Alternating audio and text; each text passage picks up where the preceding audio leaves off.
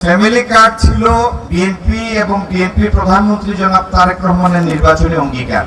এটির জন্য তিনি এতটুক সিরিয়াস, ইচ্ছা করলে তো এই কার্ড 4 বছরের মাথায় গিয়ে দেয়া যেত, 4.5 বছরের মাথায় গিয়ে দেয়া যেত। আজকে আমাদের সরকার গঠনের 21 নম্বর দিন। এই 21 নম্বর দিনে বাংলাদেশের 10টি জায়গায় প্রত্যন্ত অঞ্চলগুলিতে ফ্যামিলি কার্ড বিতরণের মাধ্যমে জনাব তারেক রহমান প্রমাণ করেছেন যে তিনি তার নির্বাচনী অঙ্গীকার পূরণে কতটুকু দৃঢ় প্রতিজ্ঞ।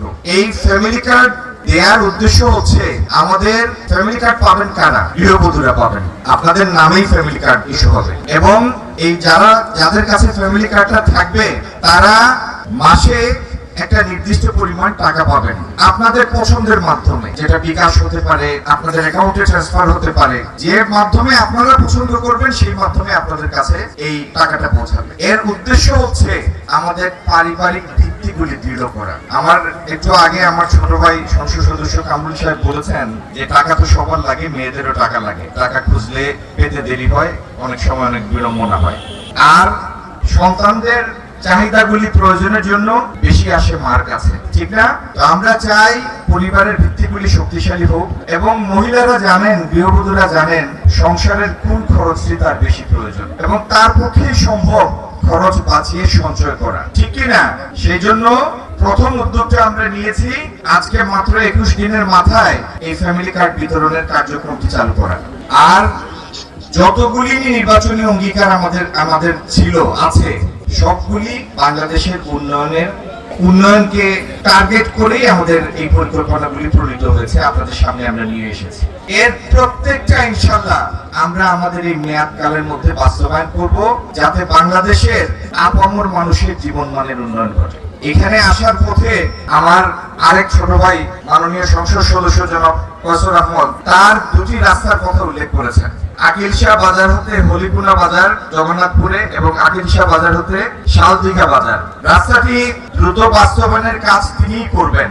আমরা যে যার জায়গা থেকে তাকে পূর্ণ সহযোগিতা দিব যাতে তিনি দ্রুত কাজটি শেষ করতে পারেন।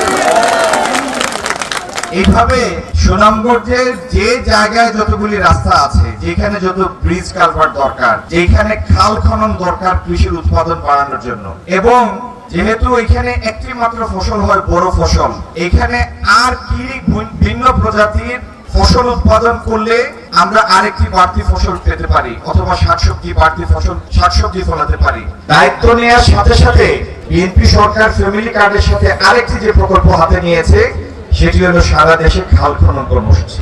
সিলেট বিভাগ, বিশেষত সিলেট বিভাগ বাংলাদেশের অন্যান্য জায়গায় যেখানে কৃষির উৎপাদন 3 গুণ বৃদ্ধি পেয়েছে, সেখানে তুলনামূলকভাবে সিলেট বিভাগ পিছিয়ে আছে। এর 2টা কারণ।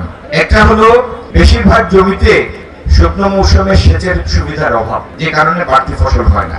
আর একটা বিস্তীর্ণ অঞ্চলে বছরের একটা নির্দিষ্ট সময় পানি জমে থাকে নিচু হওয়ার কারণে, ভৌগোলিকভাবে নিচু হওয়ার কারণে। এই জমিগুলি থেকে যদি আমরা পানি নিষ্কাশনের ব্যবস্থা করতে পারি আর শুকনার সময় সেচের সুবিধার ব্যবস্থা করতে পারি, তাহলে এই সিলেট বিভাগের প্রত্যেকটা কৃষি জমি থেকে আরেকটি বাড়তি ফসল ফলানো সম্ভব।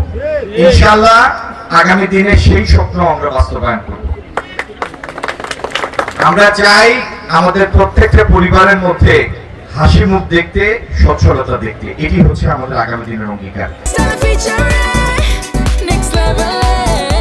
Well done, side by side fridge.